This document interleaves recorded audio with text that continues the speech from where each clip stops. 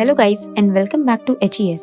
आज हम एक्सप्लेन करने वाले हैं 2024 में रिलीज हुई thriller slasher movie the strangers chapter 1 को। इस मूवी का प्लॉट काफी इंटरेस्टिंग और चिलिंग है, so without wasting any time let's jump into the story. Movie की स्टार्टिंग में एक आदमी को दिखाया जाता है जो जंगल में किसी से बचकर भाग रहा था। वो पहले से ही काफी इंजर्ड होता है और भागते हुए वो अचानक गिर जाता है। तभी वहाँ मास्क पहने हुए 3 लोग आते हैं जिनके पास एक्स होती है। उनमें से एक उस आदमी को उसी एक्स से मार देता है। इसके बाद सीन शिफ्ट होता है और एक कपल को दिखाते हैं जिनका नाम माया और रायन है। वो दोनों अपनी 5th एनिवर्सरी सेलिब्रेट करने वेकेशन पर जा रहे होते हैं। रास्ते में उनके सामने अचानक एक कार आ जाती है जिससे रायन का बैलेंस थोड़ा बिगड़ जाता है और उनका एक्सीडेंट होने से बच जाता है। इसके बाद रायन थोड़ा घबरा जाता है। माया उसे बैग से इनहेलर निकाल कर देती है और यहाँ हमें पता चलता है कि रायन अस्थमा पेशेंट है। रास्ते में उन्हें भूख लगती है तो वो एक अननोन कट पर जाते हैं जो उन्हें जंगल के बीचों बीच एक छोटे से टाउन वीनस में ले जाता है। वो लोग वहाँ एक रेस्टोरेंट में खाना खाने के लिए रुकते हैं। वहाँ के लोग काफी अजीब तरीके से उन दोनों को देख रहे होते हैं।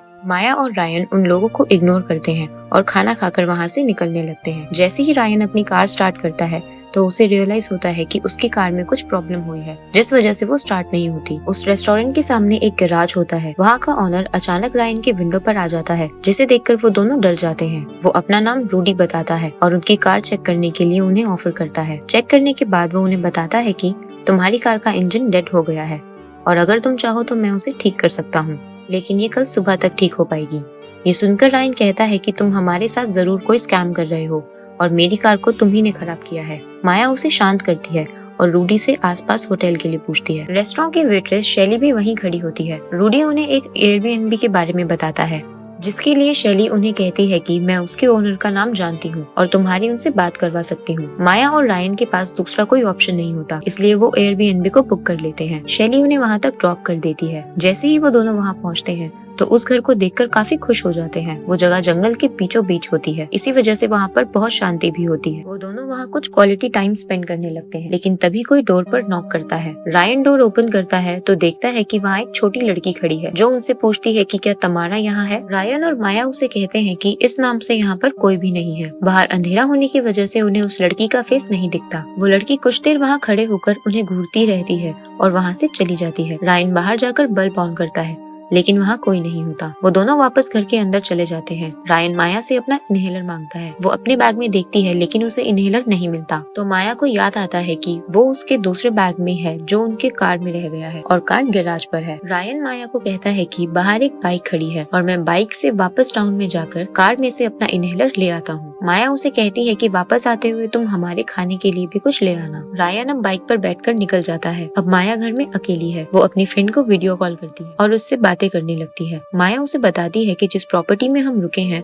वो बहुत ही सुंदर और शांत है और तभी अचानक उसे घर के बाहर कुछ बहुत तेज गिरने की आवाज आती है। माया कॉल डिस्कनेक्ट करके मोबाइल को टेबल पर रखकर चेक करने जाती है तो दोबारा से कोई बहुत तेज डोर पर नॉक करता है। माया जब पूछती है तो बाहर से फिर उसे उसी लड़की की आवाज आती है जो फिर से तमारा के लिए पूछती है। इस बार माया थोड़ा स्ट्रिक्टली उसे कहती है कि हम तुम्हें ऑलरेडी बता चुके हैं कि यहाँ कोई तमारा नहीं है। वो लड़की वहाँ से फिर चली जाती है। माया अब गेट को प्रॉपर लॉक कर लेती है।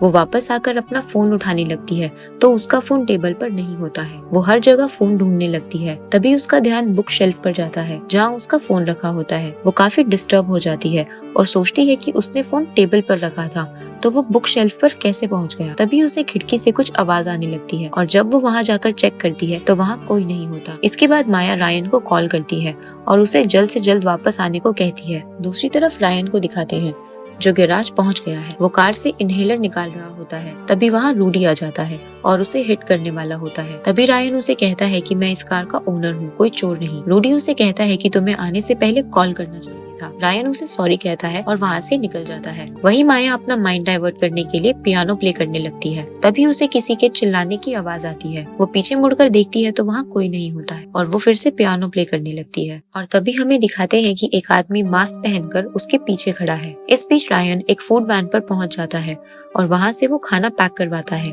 और वहाँ से निकल जाता है। अब सीन वापस माया की तरफ फोकस किया जाता है जो नहा रही होती है, जहाँ वही मास्क वाला आदमी उसे देख रहा था। जैसे ही माया आंखें खोलती है तो वो फिर गायब हो जाता है। माया बाहर आकर अपने बालों को ड्राई कर रही होती है और तभी वहाँ पावर कट हो जाता है। अब माया थोड़ा घबरा जाती है और वो अपने फोन की फ्लैशलाइट ऑन करके घर में मेन स्विच ढूंढने लगती है। उसे स्विच मिल जाता है, लेकिन जैसे ही वो उसे ऑन करने वाली होती है उसके सामने एक मास्क पहने हुए लड़की आ जाती है। माया उसे देखकर बहुत तेज चिल्लाती है और वो जाकर एक स्टोर रूम में छुप जाती है। तभी अचानक कोई स्टोर रूम की तरफ आता है और उसका डोर खोल देता है। माया बहुत डर जाती है, लेकिन जब वो देखती है तो उसे सामने रायन दिखता है। माया उसे देखकर रोने लगती है और उसे सारी चीजें बताती है। रायन पहले जाकर मेन स्विच ऑन करता है जिससे दोबारा लाइट्स ऑन हो जाती है। वो माया की बात सुनने के बाद पूरा घर चेक करता है, लेकिन उसे वहाँ कोई नहीं दिखता। रायन माया को कहता है कि हो सकता है तुम्हें कोई हैलुसिनेशन हुआ हो। तभी उनका डोर दोबारा कोई बहुत तेज नॉक करता है। इस बार रायन काफी गुस्से में गेट खोलता है जहाँ वही लड़की खड़ी थी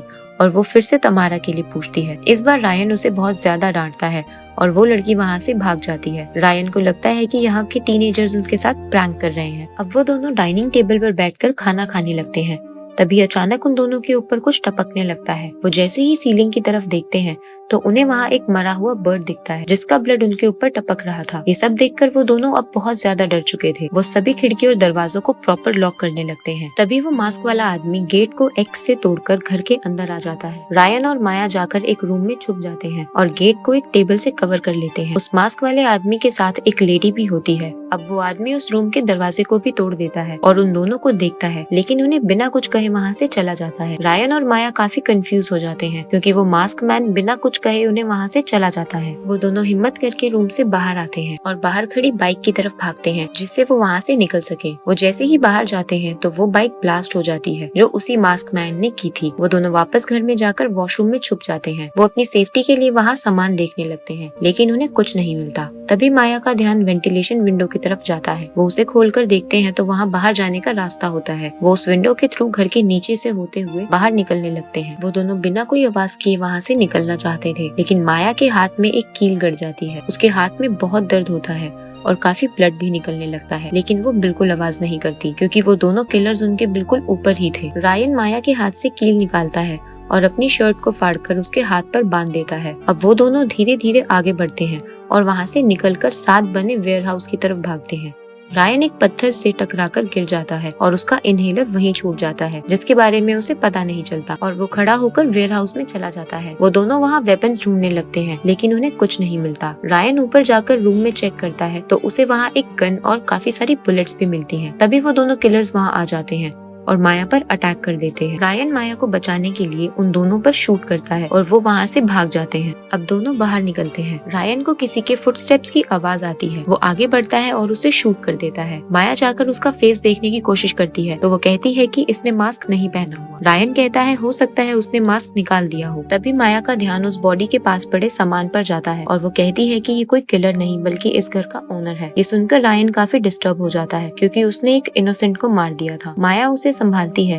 तभी उनका ध्यान ओनर की कार पर जाता है। रायन उसकी पॉकेट से चाबी निकालता है और दोनों कार में बैठकर वहाँ से निकलने लगते हैं। तभी मास्क मैन दूसरी कार से उन्हें हिट करता है और उनकी कार पूरी तरह से डैमेज हो जाती है। माया कार से बाहर निकल जाती है, लेकिन रायन का पैर फंस जाता है। वो माया को वहाँ से भागने के लिए बोलता है और वो मास्क मैन को शूट करता है, लेकिन वो वहाँ से भाग जाता है। रायन कार का शीशा तोड़कर बाहर निकलता है और जंगल की तरफ माया को ढूंढने जाता है। दूसरी तरफ माया को दिखाते हैं जो उन किलर्स से छुपते हुए एक गड्ढे में सूखे पत्तों के बीच जाकर छुप जाती है। मास्क लेडी बिल्कुल उसके सामने आकर खड़ी हो जाती है और गड्ढे के अंदर देखती है, लेकिन उसे वहाँ कोई नजर नहीं आता। उसके जाने के बाद माया ओनर के फोन से पुलिस को कॉल करती है जो उसने उसकी कार से उठाया था। वो पुलिस को सारी सिचुएशन बताती है और वहाँ का एड्रेस भी देती है, लेकिन जंगल में होने की वजह से वहाँ पर ज्यादा कनेक्टिविटी नहीं थी, इसलिए उसका कॉल डिस्कनेक्ट हो जाता है। अब माया उस गड्ढे से बाहर निकलने लगती है तो उसे वहाँ एक स्केलेटन दिखता है। इट मीन्स ये किलर्स और भी लोगों को मार चुके हैं और वो इसी गड्ढे में उनकी बॉडीज को फेंकते हैं। माया वहाँ से निकलकर छुपते हुए आगे बढ़ती है, लेकिन मास्क लेडी उसे देख लेती है और उसके सर पर मारकर उसे बेहोश कर देती है और फिर उसे घसीटते हुए वहाँ से ले जाती है। लेकिन रायन अभी भी माया को जंगल में ढूंढ रहा होता है। उसे अब ऑक्सीजन की कमी होने लगती है। वो अपनी पॉकेट में देखता है, लेकिन उसका इनहेलर पॉकेट में नहीं होता। उसे वहाँ एक प्लास्टिक की बोतल दिखती है जिसे वो ट्विस्ट करता है